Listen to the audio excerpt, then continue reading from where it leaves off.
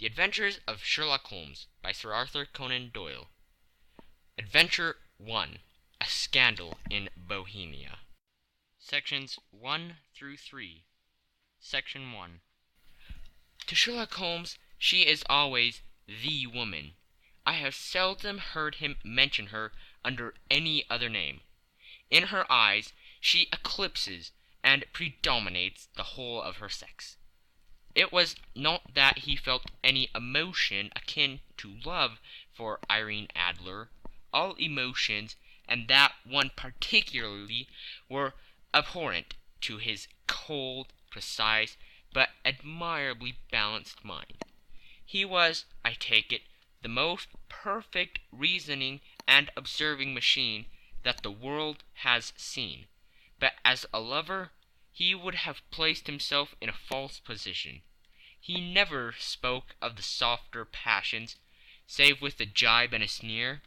They were admirable things for the observer, excellent for drawing the veil from men's motives and actions.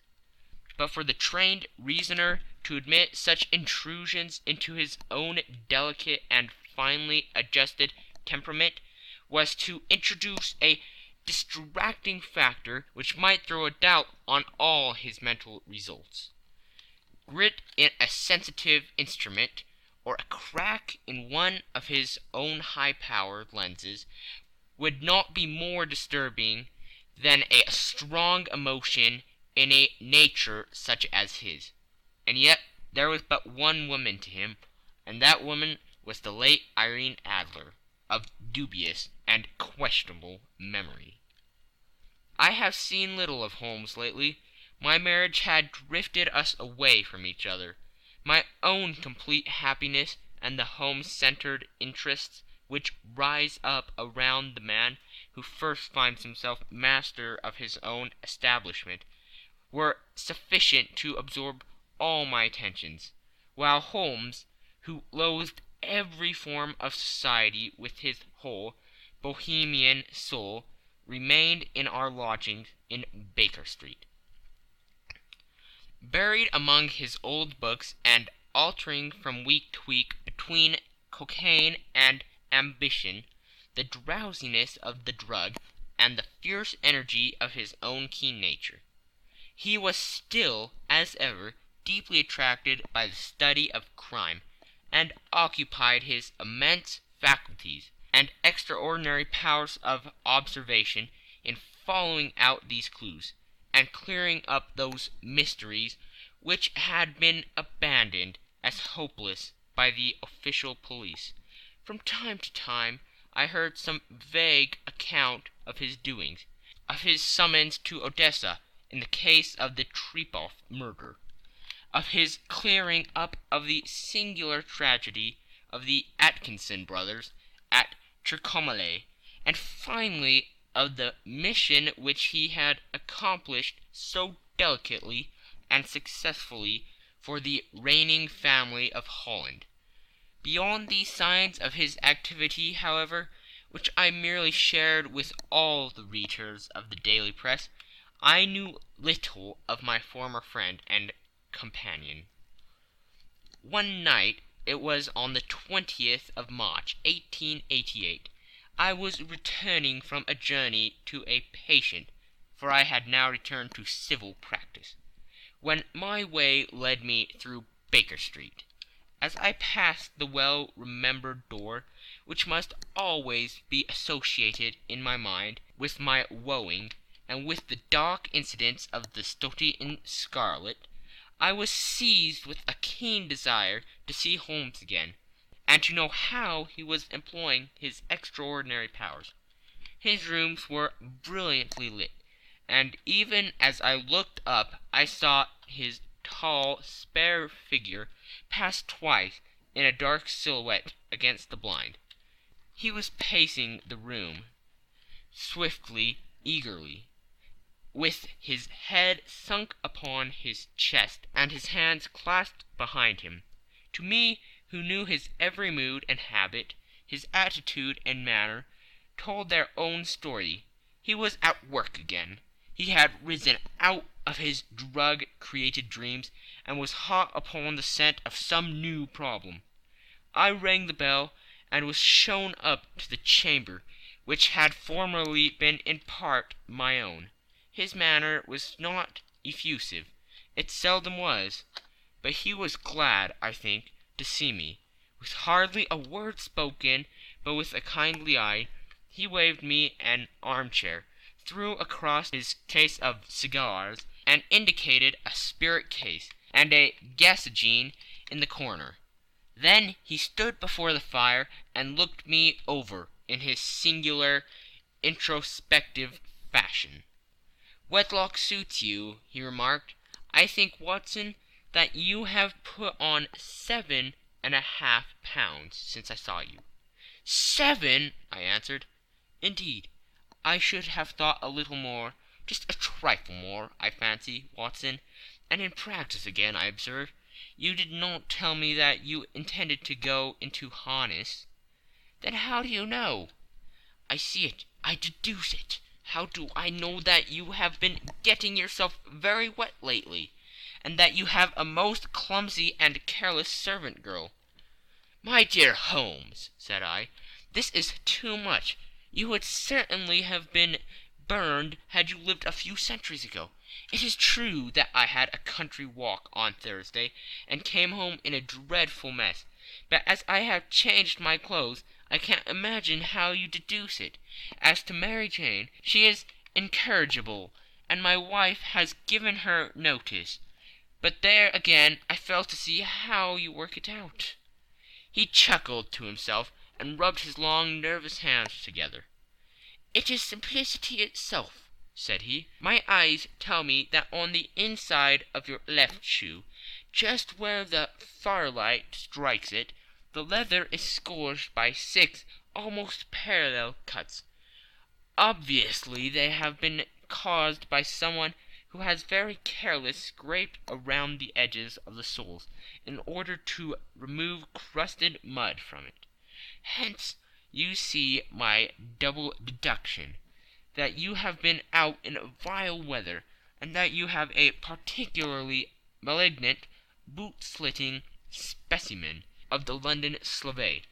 As to your practice, if a gentleman walks into my room smelling of iodine, with a black mark of nitrate of silver upon his right forefinger, and a budge on the right side of his top hat, to show where he has secreted his stethoscope, I must be dull indeed if I did not pronounce him to be an active member of the medical profession."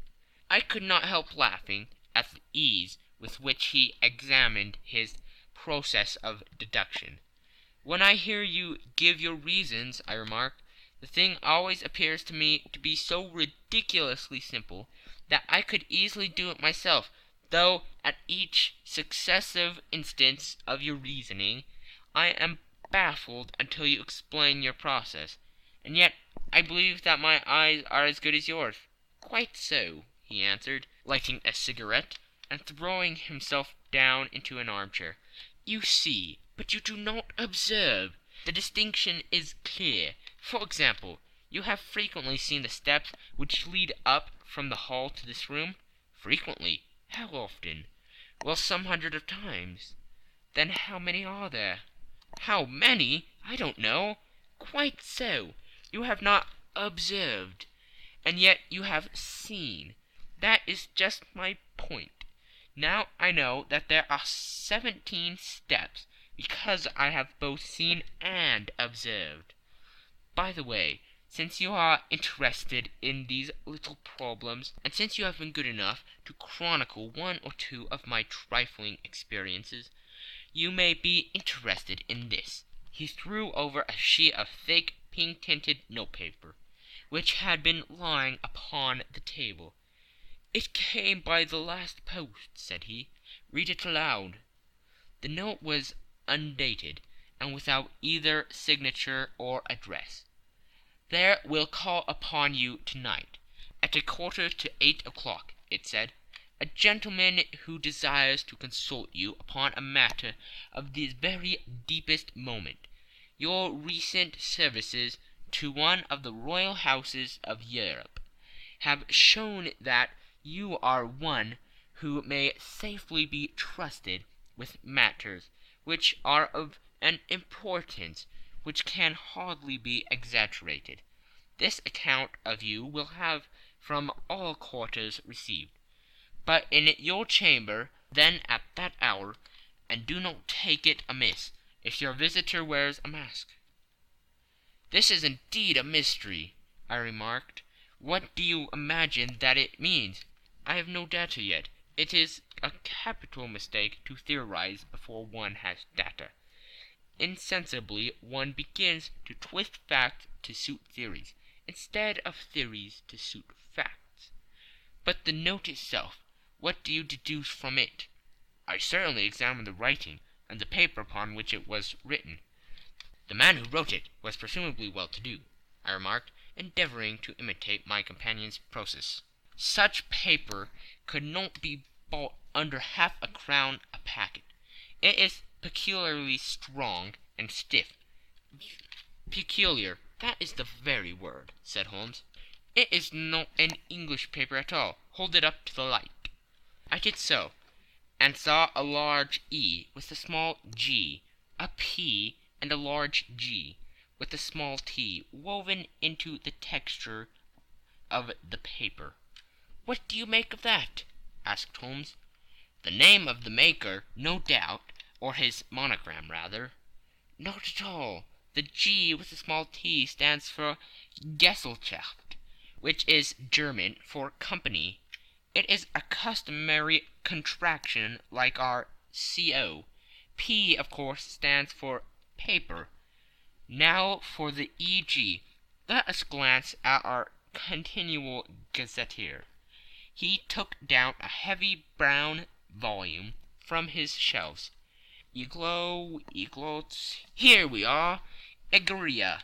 It is in a German-speaking country in Bohemia, not far from Carlsbad, remarkably as being the scene of the death of Wallenstein, and for its numerous glass factories and paper mills. Ha, my boy, what do you make of that?" His eyes sparkled, and he sent up a great blue triumphant cloud from his cigarette. "The paper was made in Bohemia," I said. "Precisely. And the man who wrote the note is a German. Do you note the particular contraction of the sentence? 'This account of you we have from all quarters received.' A Frenchman or Russian could not have written that. It is the German who is so unctuous to his verbs. It only remains, therefore, to discover what is wanted by this German, who writes upon Bohemian paper and prefers wearing a mask to showing his face. And here he comes, if I am not mistaken, to resolve all our doubts." As he spoke there was the sharp sound of horses' hoofs, and the grating wheels against the curb, followed by a sharp pull at the bell. Holmes whistled. "A pair by the sound," said he. "Yes," he continued, glancing out of the window, "a nice little Brahmin, and a pair of beauties, 150 guineas apiece. There's money in this case, Watson, if there is nothing else. I think that I had better go, Holmes." "Not a bit, Doctor. Stay where you are.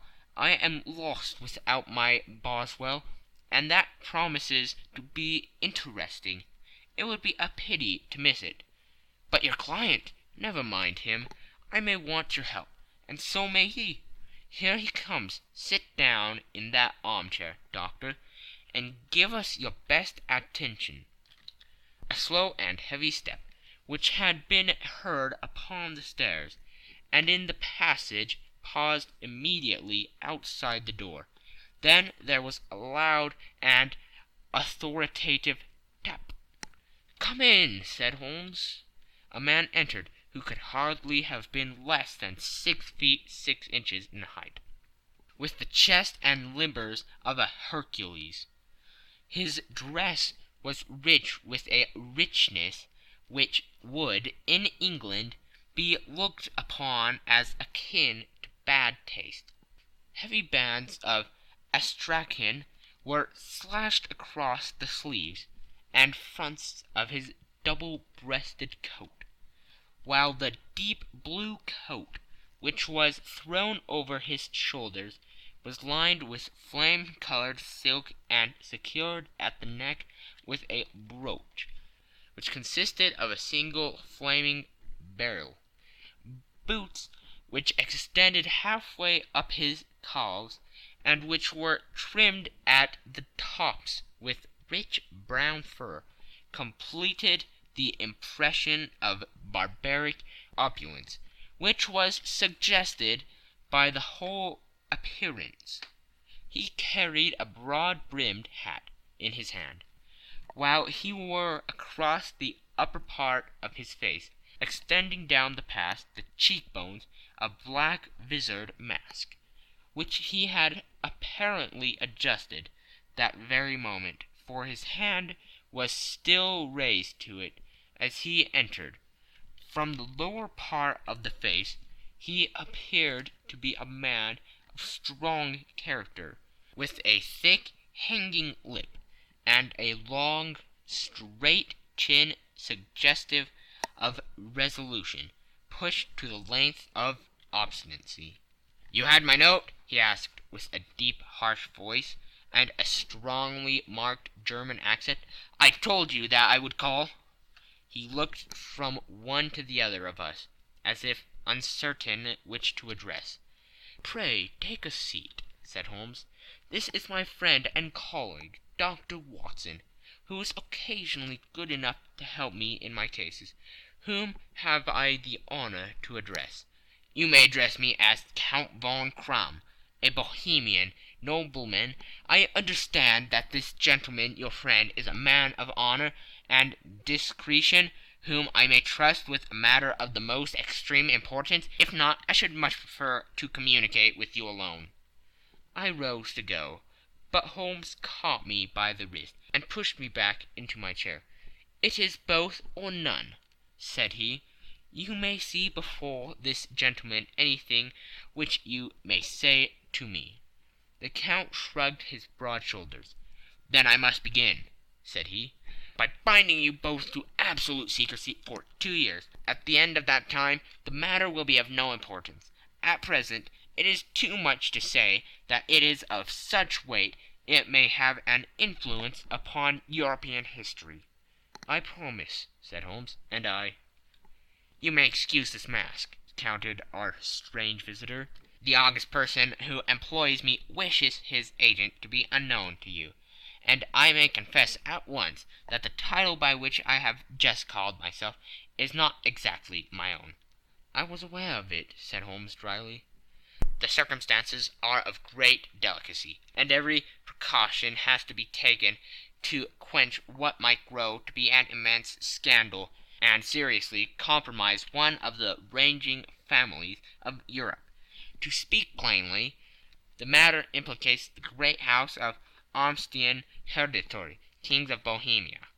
"I was also aware of that," murmured Holmes, setting himself down in his armchair, closing his eyes. Our visitor glanced with some apparent surprise at the rigid, longing figure of the man, who had been no doubt depicted to him as the most insensitive reasoner and most energetic agent in Europe. Holmes slowly reopened his eyes and looked impatiently at his gigantic client. "If your Majesty would condescend to state your case," he remarked, "I should be better able to advise you." The man sprang from his chair and paced up and down the room in uncontrollable agitation. Then, with a gesture of desperation, he tore the mask from his face and hurled it upon the ground. "You are right!" he cried. "I am the king. Why should I attempt to conceal it?" "Why, indeed?" murmured Holmes. "Your Majesty had not spoken before. I was aware that I was addressing William Gottrich Sigmund von Armstrong, Grand Duke of Castle-Flatzin and hereditary King of Bohemia. But you can understand, said our strange visitor, sitting down once more and passing his hand over his high white forehead. You can understand that I am not accustomed to doing such business in my own person, that I could not confide it to an agent without putting myself in his power. I have come incognito from Prague, from the purpose of consulting you. Then pray consult, said Holmes, shutting his eyes once more. The facts are briefly these. Some 5 years ago, during a lengthy visit to Warsaw, I made the acquaintance of the well-known adventuress Irene Adler. The name is no doubt familiar to you. Kindly look her up in my index, Doctor, murmured Holmes, without opening his eyes.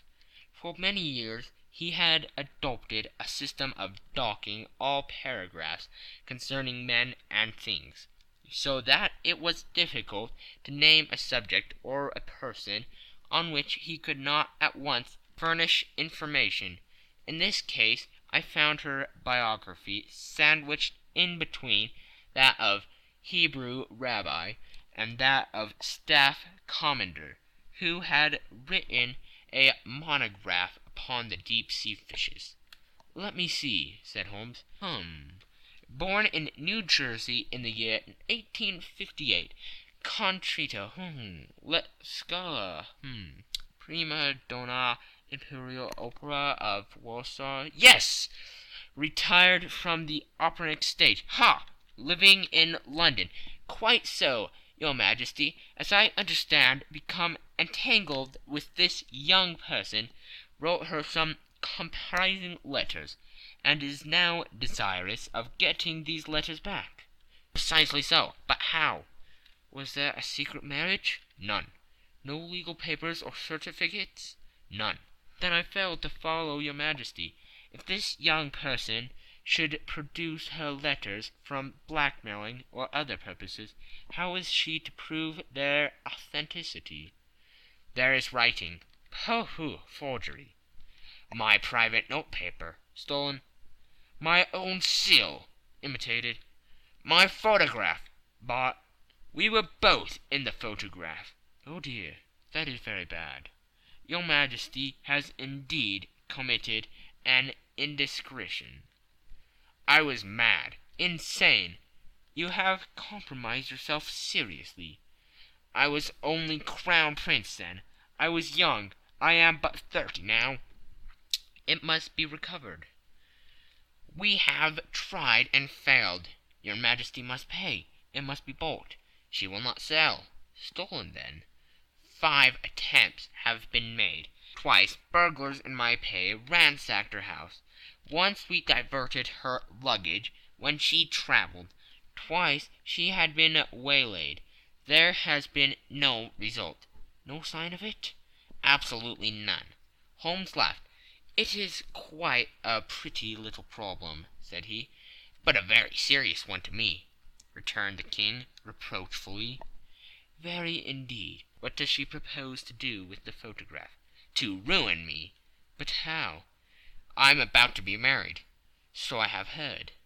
To Claudia Lorman von Saxe-Montenegrin, second daughter of the King of Scandinavia. You may know that strict principles of her family. She is herself the very soul of delicacy. A shadow of a doubt as to my conduct would bring the matter to an end. And Irene Adler threatens to send him a photograph. And she will do it. I know that she will do it. You do not know her, but she has a soul of steel. She has the face of the most beautiful of women, and the mind of the most resolute of men. Rather than I should marry another woman, there are no lengths to which she would not go. None. You are sure that she has not sent it yet? I am sure. And why? Because she has said that she would send it on the day when the betrothal was publicly proclaimed. That would be next Monday. Oh, then we have 3 days yet, said Holmes with a yawn. That is very fortunate. as I have one or two matters of importance to look into just at present. Your Majesty will, of course, stay in London for the present?" "Certainly. You will find me at the Langram under the name of the Count von Kram." "Then I shall drop you a line to let you know how we progress." "Pray do so. I shall be all anxiety." "Then as to money, you have carte blanche?" "Absolutely." "I tell you that I would give one of the provinces of my kingdom to have that photograph." "And for the present expenses?" The king took a heavy chamois leather bag from under his cloak and laid it on the table. "There are £300 in gold and 700 in notes," he said. Holmes scribbled a receipt upon a sheet of his note-book and handed it to him. "And mademoiselle's address?" he asked. "Is Brony Lodge, Supretime Avenue, St. John's Wood." Holmes took a note of it. "One other question," said he. "Was the photograph a cabinet?" "It was." "Then good night, your Majesty, and I trust that we shall soon have some good news for you." "And good night, Watson," he added, as the wheels of the Royal Brougham rolled down the street. "If you will be good enough to call tomorrow afternoon at 3 o'clock, I should like to chat this little matter over with you." End of Section 1. Section 2. At 3 o'clock precisely I was at Baker Street, but Holmes had not yet returned. The landlady informed me that he had left the house shortly after 8 o'clock in the morning. I sat down beside the fire, however, with the intention of awaiting him. However long he might be, I was already deeply interested in his inquiry, for though it was surrounded by none of the grim and strange features which were associated with the two crimes which I have already recorded, still the nature of the case and the exalted station of his client gave it a character of its own. Indeed, apart from the nature of the investigation which my friend had on hand, there was something in his masterly grasp of a situation, and his keen, incisive reasoning, which made it a pleasure to me to study his system of work, and to follow the quick, subtle methods by which he distinguished the most inextricable mysteries. So accustomed was I to his invariable success, that the very possibility of his failing had ceased to enter into my head. It was close upon 4 before the door opened, and a drunken-looking groom, ill-kept and side-whiskered, with an inflamed face and disreputable clothes, walked into the room. Accustomed as I was to my friend's amazing powers in the use of disguises, I had to look 3 times before I was certain that it was indeed he. With a nod he vanished into the bedroom, whence he emerged in 5 minutes, too suited and respectable as of old. Putting his hands into his pockets, he stretched out his legs in front of the fire and laughing heartily for some minutes. "Well, really," he cried, and then he choked and laughed again, until he was obliged to lie back, limp and helpless, in the chair. "What is it?" "It's quite too funny. I am sure you could never guess how I employed my morning, or what I ended by doing." "I can't imagine. I suppose that you have been watching the habits and perhaps the house of Miss Irene Adler?"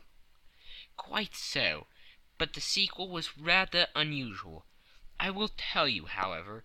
I left the house a little after 8 o'clock this morning, in the character of a groom, out of work.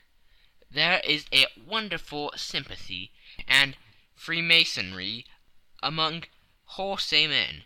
But one of them, and you will know all that there is to know, I soon found Botany Lodge.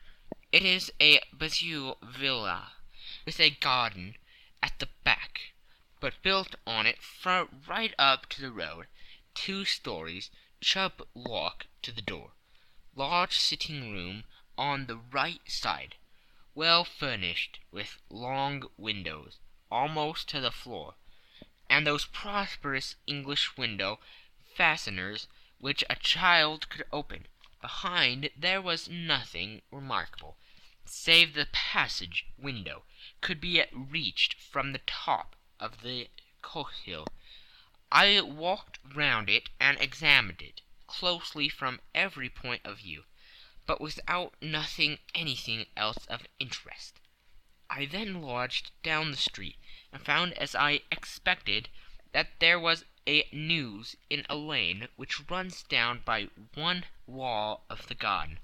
I lent the ostlers a hand in rubbing down their houses, and received in exchange 2 pence, a glass of half and half, 2 fills of shag tobacco, and as much information as I could desire about Miss Adler, to say nothing of half a dozen other people in the neighborhood, in whom I was not in the least interested, but whose biographies I was compelled to listen to. "And what of Irene Adler?" I asked. "Oh, she has turned all the men's heads down in that part. She is the daintiest thing under a bonnet on the planet. So say the Serpentine News to a man.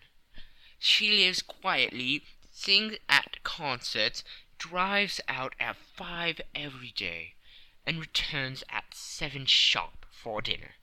Seldom goes out at other times, except when she sings. Has only 1 male visitor, but a good deal of him. He is dark, handsome, and dashing. Never calls less than once a day, and often twice. He is Mr. Godfrey Norton of the Inner Temple. See the advantages of a cabman as a confidant. They have driven him home a dozen of times from Serpentine Mews, and knew all about him. When I had listened to all they had to tell, I began to walk up and down near Briony Lodge once more, and to think over my plan of campaign. This Godfrey Norton was evidently an important factor in the matter. He was a lawyer. That sounded ominous. What was the relation between them, and what the object of his repeated visits? Was she his client, his friend, or his mistress? If the former, she had probably transferred the photograph to his keeping. If the latter, it was less likely on the issue of this question deepened whether I should continue my work at Briony Lodge, or turn my attention to the gentlemen's chambers in the Temple. It was a delicate point, and it widened the field of my inquiry. I fear that I bore you with these details, but I have to let you see my little difficulties, if you are to understand the situation. "I am following you closely," I answered. I was still balancing the matter in my mind, when a hansom cab drove up to Briony Lodge, and a gentleman sprang out. He was a remarkably handsome man, dark, aquiline, and moustached, evidently the man of whom I have heard. He appeared to be in a great hurry, shouted to the cabman to wait, and brushed past the maid, who opened the door with the air of a man who was thoroughly at home. He was in the house about half an hour, and I could catch glimpses of him in the windows of the sitting-room, pacing up and down, talking excitedly, and waving his arms. Of her I could see nothing. Presently he emerged, looking even more flurried than before. As he stepped up into the cab, he pulled a gold watch from his pocket and looked at it earnestly. "Drive like the devil!" he shouted. "First to Gross and Humphrey's in Regent Street, and then to the Church of St. Monica in Edgware Road. Half a guinea if you do it in 20 minutes." Away they went, and I was just wondering whether I should not do well to follow them, when up the lane came a neat little landau, the coachman with his coat only half buttoned, and his tie under his ear, while all the tags of his harness were sticking out of the buckles. It hadn't pulled up before she shot out of the hall door and into it. I only caught a glimpse of her at the moment, but she was a lovely woman, with a face that a man might die for. "The Church of St. Monica, John," she cried, "and half a sovereign if you reach it in 20 minutes." This was quite too good to lose, Watson. I was just balancing whether I should run for it, or whether I should perch behind her landau, when a cab came through the street. The driver looked twice at such a shabby fare, but I jumped in before he could object. "The Church of St. Monica," said I, "and half a sovereign if you reach it in 20 minutes." It was 25 minutes to 12, and of course it was clear enough what was in the wind. My cabby drove fast. I don't think I ever drove faster, but the others were there before us, the cab and the landau, with their steaming horses, were in front of the door. When I arrived, I paid the man and hurried into the church. There was not a soul there save the two whom I had followed, and a surpliced clergyman who seemed to be expostulating with them. They were all three standing in a knot in front of the altar. I longed up the side aisle like any other idler who has dropped into a church. Suddenly, to my surprise, the three at the altar faced round to me, and Godfrey Norton came running as hard as he could toward me. "Hank," he cried, "you'll do. Come, come." "What then?" I asked. "Come, man, come, only 3 minutes, or it won't be legal." I was half dragged up to the altar, and before I knew where I was, I found myself mumbling responses which were whispered in my ear, and vouching for things of which I knew nothing, and generally assisting in the secure tying up of Irene Adler, spinster, to Godfrey Norton, bachelor. It was all done in an instant, and there was the gentleman thanking me on the one side and the lady on the other, while the clergyman beamed on me in front. It was the most preposterous position in which I ever found in my life, and it was the thought of it that startled me into laughing just now. It seems that there had been some informality about their license, that the clergyman absolutely refused to marry them without a witness of some sort, and that my lucky appearance saved the bridegroom from having to sally out into the street in search of a best man. The bride gave me a sovereign, and I mean to wear it on my watch chain in memory of the occasion. "That is a very unexpected turn of affairs," said I. "And what then?" "Well, I found my plans very seriously menaced. It looked as if the pair might take an immediate departure, and so necessity very prompt and energetic measures on my part. At the church door, however, they separated, he driving back to the Temple, and she to her own house. "I shall drive out into the park at 5 as usual," she said, as she left him. I heard no more. They drove away in different directions, and I went off to make my own arrangements. "Which are?" "Some cold beef and a glass of beer," he answered, ringing the bell. "I have been too busy to think of food, and I am likely to be bustier still. this evening. By the way, Doctor, I shall want your cooperation." "I shall be delighted." "You don't mind breaking the law?" "Not in the least." "Nor running a chance of arrest?" "Not in a good cause." "Oh, the case is excellent." "Then I am your man." "I was sure that I might rely on you." "But what do you wish?" "When Miss Turner has brought in the tray, I will make it clear to you now," he said, as he turned hungrily on the simple fare that our landlady had provided. "I must discuss it while I eat, for I have not much time. It is nearly 5 now. In 2 hours we must be on the scene of action. Miss Irene, or Madame, rather, returns from her drive at 7. We must be at Briony Lodge to meet her." "And what then?" "You leave that to me. I have already arranged what is to occur. There's only one point on which I must insist. You must not interfere, come what may. You understand?" "I'm to be neutral?" "To do nothing whatever. There will probably be some small unpleasantness. Do not join in it. It will end in my being conveyed into the house. 4 or 5 minutes afterwards the sitting-room window will be open. You are to station yourself close to that open window. Yes, you are to watch me, for I have been visible to you. Yes, when I raise my hand, so, you will throw into the room what I give you to throw, and will at the same time raise the cry of 'Fire!' You quite follow me?" "Entirely."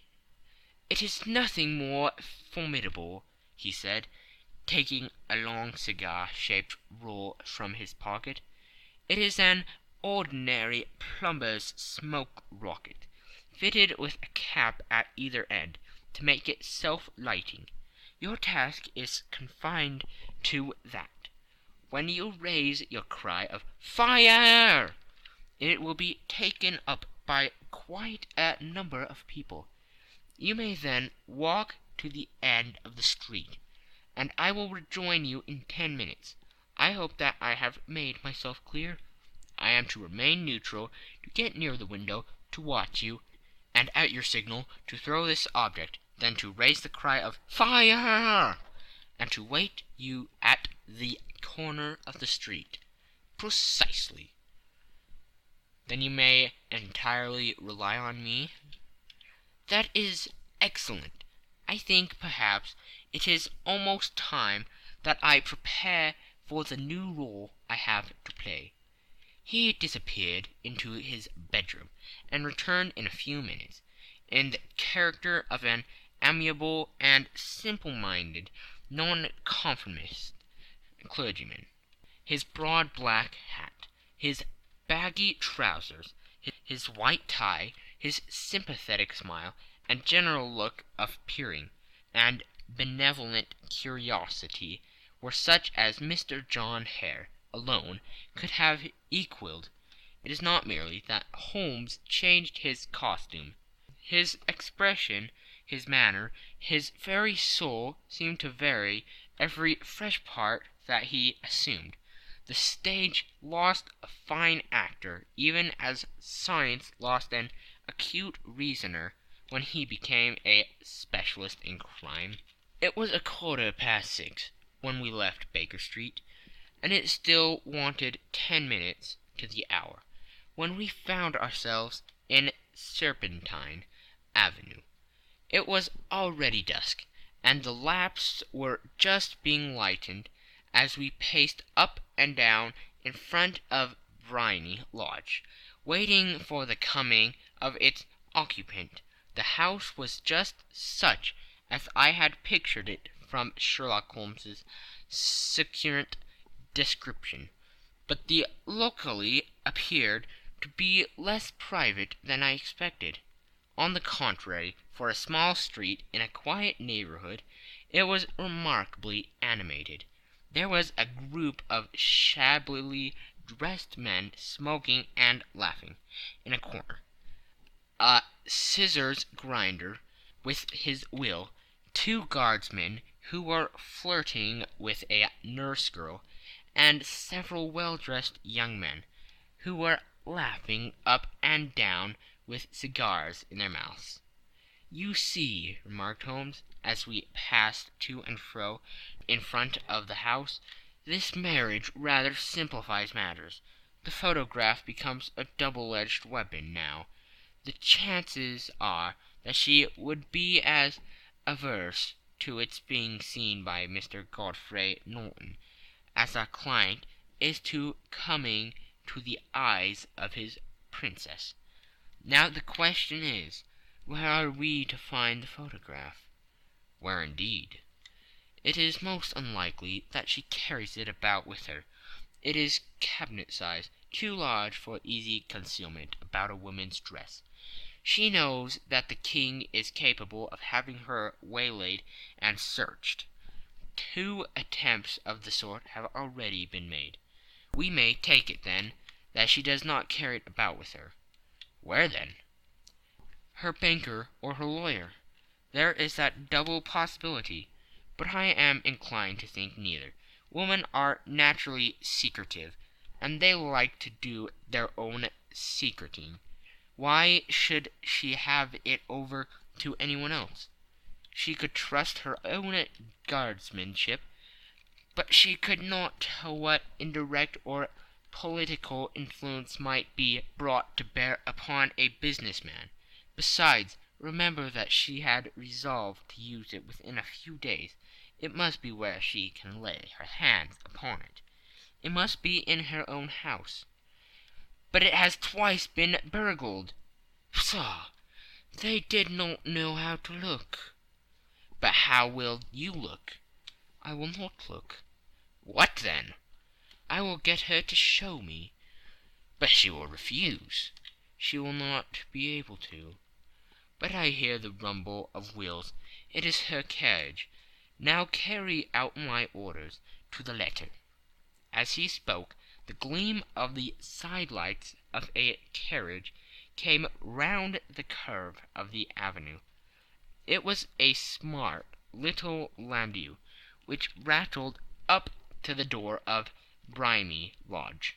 As it pulled up, one of the loafing men at the corner dashed forward to open the door, in the hope of earning a copper, but was elbowed away by another loafer, who had rushed up with the same intention. A fierce quarrel broke out, which was increased by the 2 guardsmen, who took sides with one of the lawyers, and by the scissors grinder, who was equally hot upon the other side. A blow was struck, and in an instant the lady, who had stepped from her carriage, was the centre of a little knot of flourish and struggling men, who struck savagely at each other with their fists and sticks. Holmes dashed into the crowd to protect the lady, but just as he reached her he gave a cry and dropped to the ground, with the blood running freely down his face. At his fall the guardsmen took their heels in one direction, and the lawyers in the other, while a number of better-dressed people, who had watched the suffice without taking part in it, crowded in to help the lady and to attend to the injured man. Irene Adler, as I will still call her, had hurried up the steps, but she stood at the top with her superb figure outlined against the lights of the hall, looking back into the street. "Is the poor gentleman much hurt?" she asked. "He is dead," cried several voices. "No, no, there's life in him," shouted another, "but he'll be gone before you can get him to hospital." "He's a brave fellow," said a woman. "They would have got the lady's purse and watch if it hadn't been for him. They were a gang, and a rough one too. Ah, he's breathing now." "He can't lie here in the streets. May we bring him in, marm?" "Surely bring him into the sitting-room. There's a comfortable sofa. This way, please."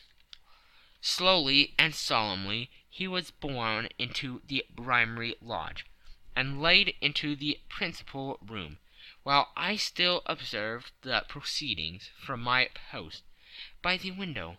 The lamps had been lit, but the blinds had been drawn so that I could see Holmes as he lay upon the couch. I do not know whether he was seized with compunction at that moment for the part he was playing, but I know that I never felt more heartily ashamed of myself in my life than when I saw the beautiful creature against whom I was conspiring, or the grace and kindliness with which she waited upon the injured man. And yet it would be the blackest treachery to Holmes to draw back now from the part which he had entrusted to me. I hardened my heart, and took the smoke rocket from under my ulster. After all, I thought, we are not injuring her. We are but preventing her from injuring another. Holmes had sat up upon the couch, and I saw him mention like a man who is in need of air. A maid rushed across the threshold, opened the window.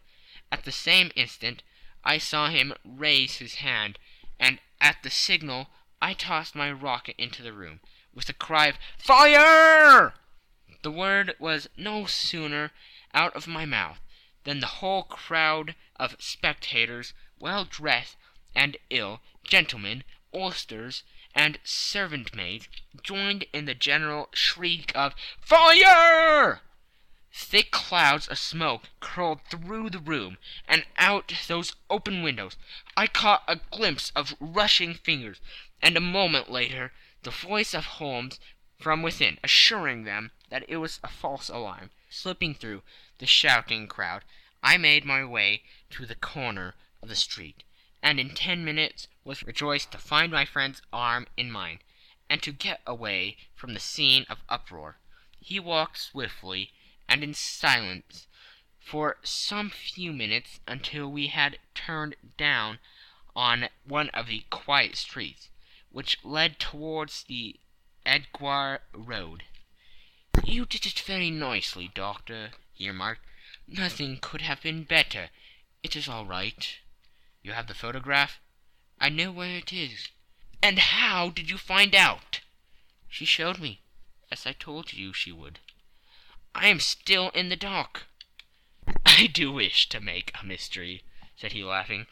"The matter was perfectly simple.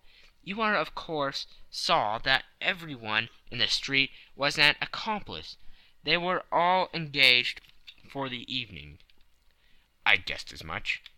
"Then, when the row broke out, I had a little moist red paint in the palm of my hand.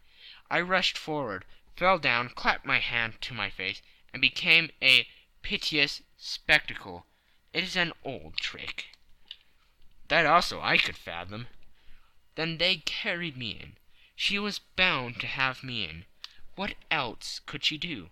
And into her sitting-room, which was the very room which I suspected. It lay between that and her bedroom, and I was determined to see which. They laid me on a couch. I motioned for air. They were compelled to open the window, and you had your chance." "How did that help you?" "It was all important. When a woman thinks that her house is on fire, her instinct is at once to rush to the thing which she values most. It is a perfectly overpowering impulse, and I have more than once taken advantage of it. In the case of the Darlington substitution scandal it was of use to me, and also in the Arnsworth Castle business. A married woman grabs at her baby, an unmarried one reaches for her jewelry box. Now it was clear to me that Our Lady of to-day had nothing in the house more precious to her than what we are in quest of. She would rush to secure it. The alarm of the fire was admirably done. The smoke and shouting were enough to shake nerves of steel. She responded beautifully. The photograph is in a recused behind a sliding panel just above the right bell pull. She was there in an instant, and I caught a glimpse of it as she half drew it out. When I cried out that it was a false alarm, she replaced it, glancing at the rocket, rushed from the room, and I have not seen her since. I rose, and making my excuses, escaped from the house. I hesitated whether to attempt to secure the photograph at once, but the coachman had come in, and as he was watching me narrowly, it seemed safer to wait. A little over precipitance may ruin all. "And now?" I asked. "Our quest is practically finished. I shall call with the king tomorrow, and with you, if you care to come with us. We will be showed into the sitting-room to wait for the lady. But it is probable that when she comes she may find neither us nor the photograph. It might be a satisfaction to his Majesty to regain it with his own hands." "And when will you call?" "At 8 in the morning. She will not be up, so that we shall have a clear field. Besides, we must be prompt, for this marriage may mean a complete change in her life and habits. I must wire to the king without delay." We had reached Baker Street, and had stopped at the door. He was searching his pockets for the key, when someone passing said, "Good night, Mr. Sherlock Holmes." There were several people on the pavement at the time, but the greeting appeared to come from a slim youth in an ulster who had hurried by. "I've heard that voice before," said Holmes, starting down the dimly lit street. "Now I wonder who the deuce that could have been." End of Section 2. Section 3. I slept at Baker Street that night, and we were engaged upon our toast and coffee in the morning, when the King of Bohemia rushed into the room. "You have really got it?" he cried, grasping Sherlock Holmes by either shoulder, or looking eagerly into his face. "Not yet." "But you have hopes?" "I have hopes." "Then come. I am all impatience to be gone." "We must have a cab." "No, my brougham is waiting." "Then that will simplify matters."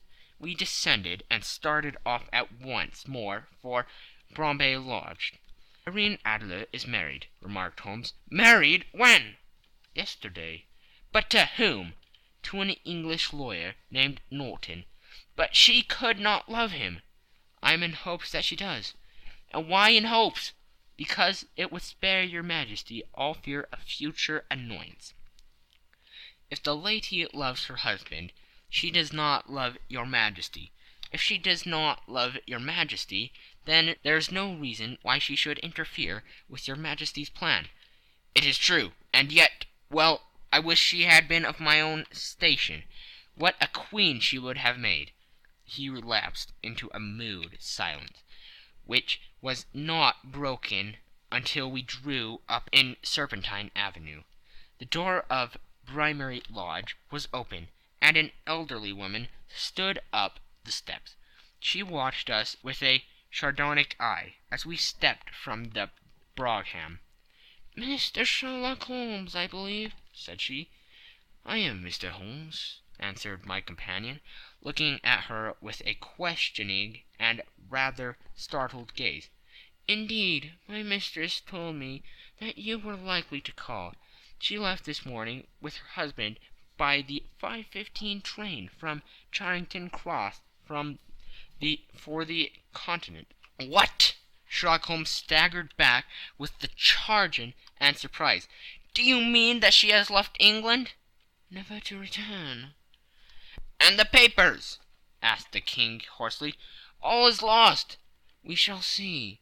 He pushed past the servant and rushed into the drawing-room, followed by the king and myself. The furniture was scattered about in every direction, with the dismantled shelves and open drawers, as if the lady had hurriedly ransacked them before her flight. Holmes rushed at the bell-pull, tore back a small sliding shutter, and plunging in his hand, pulled out a photograph and a letter. The photograph was of Irene Adler herself, in evening dress. The letter was superseded to Sherlock Holmes, Esq., to be left till called for. My friend tore it open, and we all three read it together. It was dated midnight of the preceding night, and ran in this way. My dear Mr. Sherlock Holmes, you really did it well. You took me in completely. Until after the alarm of fire I had not a suspicion. But then, when I found how I had betrayed myself, I began to think. I had been warned against you months ago. I had been told that if the king employed an agent, it would certainly be you, and your address had been given me. Yet, with all this, you made me reveal what you wanted to know. Even after I became suspicious, I found it to think evil of such a dear, kind old clergyman. But you know I have been trained as an actress myself. Male costume is nothing new to me. I often take advantage of the freedom which it gives. I sent John the coachman to watch you, ran upstairs, got into my walking clothes, as I call them, and came down just as you departed. Well, I followed you to your door, and so made sure that I was really an object of interest to the celebrated Mr. Sherlock Holmes. Then I rather imprudently wished you good night, and started for the Temple to see my husband.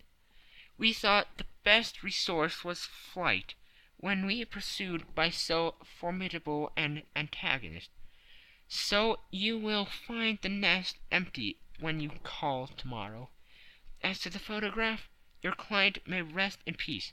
I love and am loved by a better man than he. The king may do what he will without hindrance from one whom he has cruelly wronged. I can keep it only to safeguard myself, and to preserve a weapon which will always secure me from any steps which he might take in the future. I leave a photograph which he might care to possess, and I remain, dear Mr. Sherlock Holmes, very truly yours, Irene Norton, née Adler. "What a woman! Oh, what a woman!" cried the King of Bohemia, when we had all three read this epistle. "Did I not tell you how quick and resolute she was? Would she not have made an admirable queen? Is it not a pity that she was not on my level?" "From what I have seen of the lady, she seems indeed to be on a very different level to you, Majesty," said Holmes coldly. "I am sorry that I have not been able to bring your Majesty's business to a more successful conclusion." "On the contrary, my dear sir," cried the King, "nothing could be more successful. I know that her word is inviolate. The photograph is now as safe as if it were in the fire." "I am glad to hear your Majesty say so." "I am immensely indebted to you. Pray tell me in what way I can reward you. This ring—" He slipped an emerald snake ring from his finger and held it out upon the palm of his hand. "Your Majesty has something which I should value even more highly," said Holmes. "You have but to name it." "The photograph!" The King stared at him in amazement. "Irene's photograph!" he cried. "Certainly, if you wish it." "I thank your Majesty. Then there is no more to be done in the matter. I have the honor to wish you very good morning." He bowed and turned away without observing the hand which the King had stretched out to him. He set off in my company for his chambers. And that was how a great scandal threatened to affect the kingdom of Bohemia, and how the best plans of Mr. Sherlock Holmes were beaten by a woman's wit. He used to make merry over the cleverness of women, but I have not heard him do it of late. And when he speaks of Irene Adler, or when he refers to her photograph, it is always under the honorable title of the woman. End of section 3. End of the scandal in Bohemia.